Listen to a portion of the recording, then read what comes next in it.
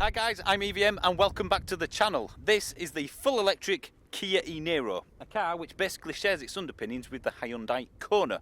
Now that car I thought was fantastic when I drove it, but the back was a bit too small, as was the boot. This has got a bigger back and a bigger boot than the Kona, so is this the Kona with the floors removed? Because if it is, it should be fantastic.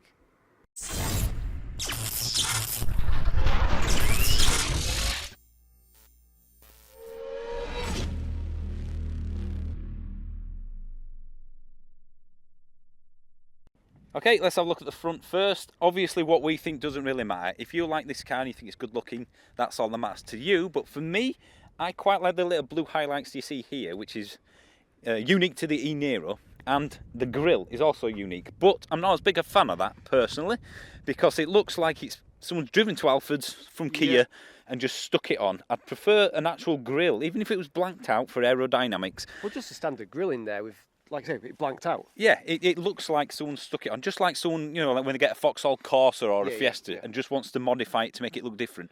That's kind of what it looks like here. It's a bit of a, it's not a bodge job, is it? But you know what I'm saying? No. It's a bit of a, I've stuck that. It's an afterthought, there's the word I'm looking for.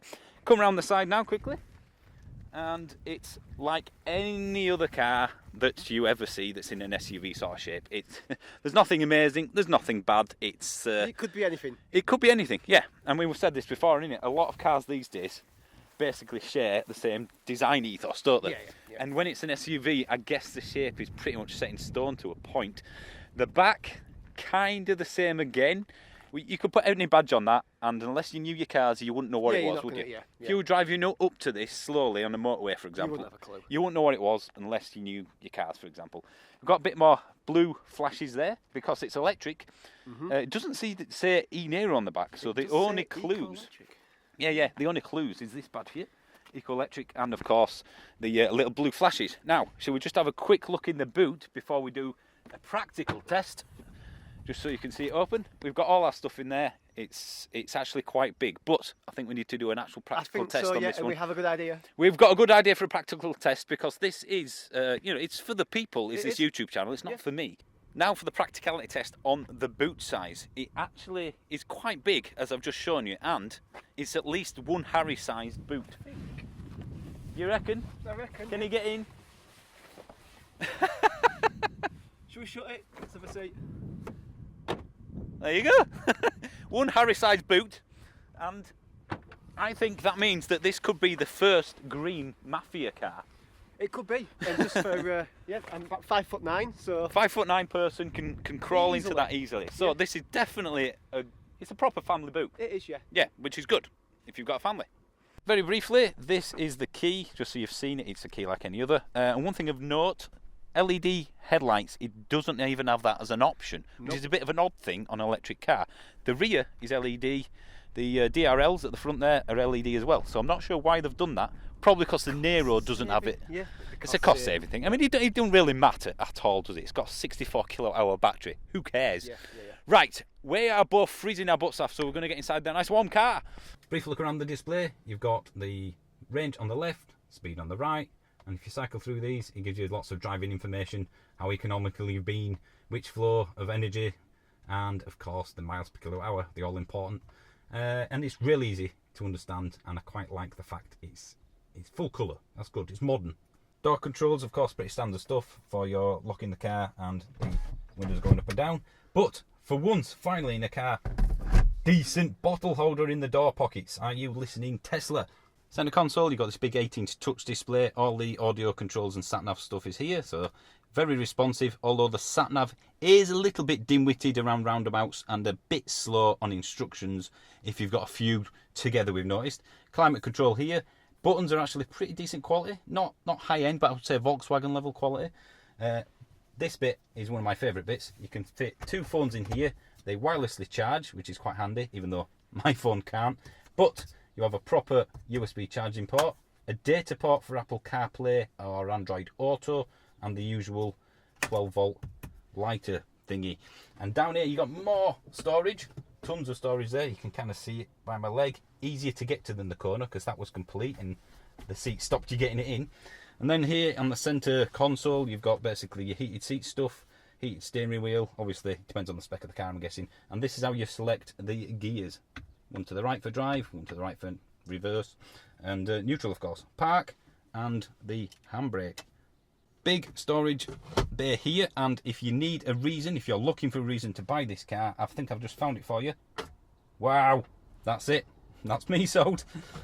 So plenty of storage there, and even more once we come back. How big's that? Let's have a look. Well, it's certainly big enough to get that in. You're going to get your gloves in there. Let me get in. So this, I've put the driver's seat back to probably 6 foot odd, and I've got absolutely tons of space there. Plastic back seat, which if you've got kids is actually a good thing, and the middle. I think you get 3 adults in here, wouldn't you? Maybe not. You would get 3 adults, but you won't do a long journey. But if you don't, you've also got this nice little co-powder stuff here. Yep. I mean, compared to the Leaf and the Kona especially, this is a huge interior. It's huge. Yeah, this is more than enough for any family, especially when you consider the size of the boot as well. Yep.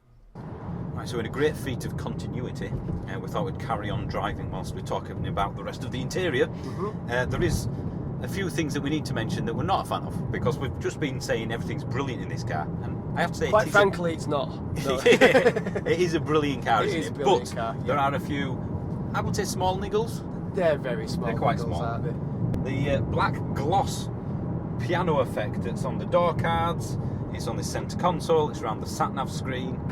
That's just like the Leaf, and it's full of fingerprints. If you have an iPad, you know exactly what I mean. And I think the door cards, where you're literally about to get onto the door handle, rings are going to scratch this. Now the interior plastics, I'll use the same metric I used in the Kona, which delighted everybody. The scratch effect. I would say this is a little bit better than the Kona for most of the things you can touch. Especially the soft plastic, the dash. There are bits though, which is cheap plastic, which the trouble is, it's the price bracket and Kia themselves, it's in that kind of, I won't say budget brand, that's wrong, but you would expect something like that. Yeah, but sure. at the end of the day, this is a £33,000 car. Yeah. And if you compare that to another £33,000 petrol car, which is obviously cheaper to make at the moment, you're going to get a better interior, and that's what a lot of people bring up. However, I would say that this can get away with it. It's good enough for nearly everything you touch. Well, I think you've hit there. The things that you touch feel of a good quality. The things that you're not likely to touch often, it's a cheaper scratch of plastic. They've saved some money and weight on that one, I guess. Yeah. It's a quiet cabin. It's a very There's quiet. no rattles. We wouldn't expect any really on a. No, it's a new car, so you shouldn't. But yeah, it is a quiet cabin. Yeah, it's solidly built.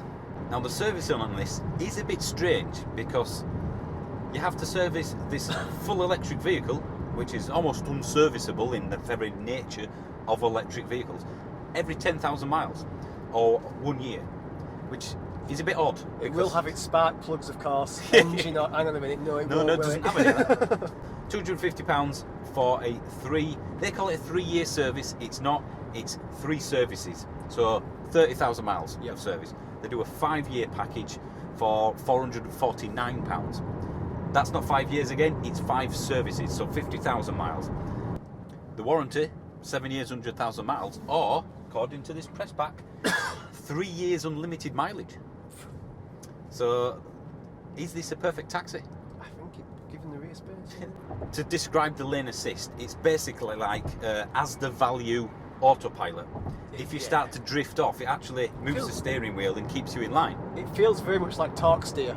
Yeah, if you're not expecting it, it can be a bit unnerving, but we have kind of done a off-road test, of course, and done that with the steering wheel, and it does keep you in the line. Yeah. So it's almost a poor man's autopilot. Not that I would use it as that, because it's got radar-guided cruise control as well. Yep. So in theory, you're almost to that autopilot stage. Yeah, it's the as the value. Yeah, it's the as the value autopilot stage. Yeah. And I think for the price difference between a Tesla Model 3 and this, that's about right. Yeah. Let's compare it then. Nissan Leaf E Plus, several £1,000s dearer than this, 30-40 miles less range, no proper thermal battery management, not as big rear or boot, so it's not as practical. And I think this looks better, but that's subjective, I guess. So in comparison to the Leaf E Plus, This is by far better and cheaper. I would say it's a no-brainer, unless you really didn't like the look of this. ID3 from Volkswagen. We don't know the exact price yet. Yeah, the price is going to be a lot more than this, and it's too new to do a proper comparison. Yeah. We've not sat inside it. We've not even seen pictures of the inside of it. No. But given of what we've seen, because you can put your money down now to reserve one, there's not enough there to tempt me over to this. It's certainly not any cheaper than this at launch. So we don't know enough about it, but ultimately I wouldn't go for the Volkswagen over this right now until we know a lot more information and pricing.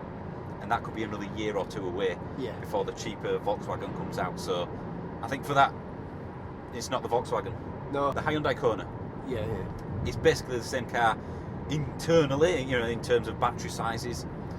The rear space is probably the biggest decisive factor for me in choosing this over the Kona. So I think it looks a little bit better, but B, the back is much bigger, and as is the boot. So it's more practical. Yeah. If that matters to you, go for this over the Kona. For me, definitely. Yep. There's a cheaper car, so you can save about, I reckon, £6,000, £7,000, £8,000. The range is probably going to be about 180, 90. So all right, well, it's not going to consistent with what you're paying for. Not too bad. It's the MG ZS, I think it's called. EZS, something like that. Does that float your boat in terms of looks and build quality? I've seen it. I don't like it. I think the build quality. I don't know who's to say, but I've got a suspicion that the build quality is going to be substandard. It's going to be like Kia was 10, 15, 20 years ago, innit? Yeah, I think It might get there eventually, but for now, I'd be dubious as to getting that without. I mean, we need to get in one ultimately. We might be unfair on what could be a brilliant budget EV. But I think in value terms, this is a known entity. That is an unknown entity. And Also, it's a lot of money to spend on an unknown entity. Residual values, I think, will be a massive part of it. Definitely a lot lower for the MG than this. So my gut feeling, not driven the MG, is again this over that. I don't know if the trade-off is there. No, I don't think so. But I'll leave that up to you. So, useful information there. Consumer information. Yeah, that's what you do best. That's what I do best, yeah. Brilliant. Alright, let's talk about the big one. The Tesla Model 3, the car I still have a reservation on after the first day 3 and a bit years ago. I can't afford it. So do I wait until it's cheaper, or until I've saved up more and I can afford it? So I guess what we're saying is this car not as good as the M3? Yes. Yep. But is the Tesla Model 3 £8,000 better in money terms than this? I've not driven the Model 3. I'm guessing if we drove the Model 3, we go probably. It's brilliant, but is it, £8,000. You can't afford it. Yeah. It's one of those things, isn't it? It's a lot extra. I'd like a Porsche. I'd like a Porsche. Yep. I can't afford one. The Porsche is better than this. Yeah, it is. But I can't afford a Porsche. Like the Taycan. Yep. That'd be fantastic. The full electric Porsche. So I guess there's a bit of that in it, because the Model 3 will probably have good residuals, as will this. Yeah.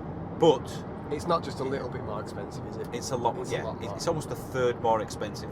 And you could wait for how many years? A year, 2 years to get cheaper. Then you've had a 5 year. And then you've reservation. So I can't afford a Model 3, so it's easy for me. You've got the extra tax on the Model 3, but then you have proper autopilot and, of course, the supercharger network, which I always go back to. Yep. That's what I wanted, probably more than the car in Tesla ownership. I would say if you can afford the Tesla Model 3, go for it. If you can't... Yeah, if you can. Yeah. If you can't, well, don't. That's a silly thing to say. I'll rephrase that. If you can afford the Tesla Model 3, I would probably go for that over this. Yeah. But for a lot of people who are in the exact same boat as me, the Model 3 is a lot more expensive than they said it would be, and that everybody thought it would be. Yep. This would be an alternative I am more than happy with. Yeah, it doesn't compare. It's not a performance car, is it? It's not an as the value version. No. And it's not slow. This is as fast as a Golf GTD on paper. 200 brake and a lot of torque. Yep, it's got a lot. It feels nippy, doesn't it? Its biggest problem is it can't put the power down. Yeah, when you're going slow. When you put your foot down, certainly from a standstill. It needs to be four-wheel drive, just like the Kona. We've been doing the North Coast 500, haven't we, and thought no one would be able to overtake us without being reasonable something, car. without doing something illegal. You know, on sweeping bends and all that. Yeah. The Mini Cooper S we've both got, which is about the same power, Yeah, around 200. 200 odd brake. This You, feels as quick. you wouldn't get past it without being dangerous. Without being, On a track, it'd be completely different. Yeah, but of course, yeah. So the handling is obviously not. It's an SUV. Yeah. But it's not bad handling, is it? It's better than I thought, but It not feels a hot hatch. composed. It's you feel the weight, Yeah. but it doesn't feel skittish or No. it doesn't feel overly heavy, but you can certainly feel it a little bit. Yeah. It's relatively flat when you're cornering. Low centre of gravity, definitely. Yeah. It's definitely more of a GT car, isn't it? Though it's a good tourer. yeah, I could travel to the south of France. In Yes. this. We've probably done over 1,000, maybe 1,200 miles by now, Yeah. and I have no back pain at all. No, And it's not like we're getting out to charge No, all the no. time either. You know, we've done long 4 or 5 hour journeys without getting out of the car. I feel as fresh as I would do in any car, to be honest. Yeah. Okay, right, well thank you for watching guys as usual. Please put in the comments whether you're considering buying this as your first EV or as a replacement one. And if you've got another car on order, are you considering cancelling that to get one of these after what we've just told you? Because certainly if you've got an E-Plus on order, I would be picking up the phone now. Yeah. I want my money back because I'm ordering one of that. Even if you have to wait longer for it, it's worth the wait over most of the other EVs. So thanks for watching guys, I'll see you soon. See ya.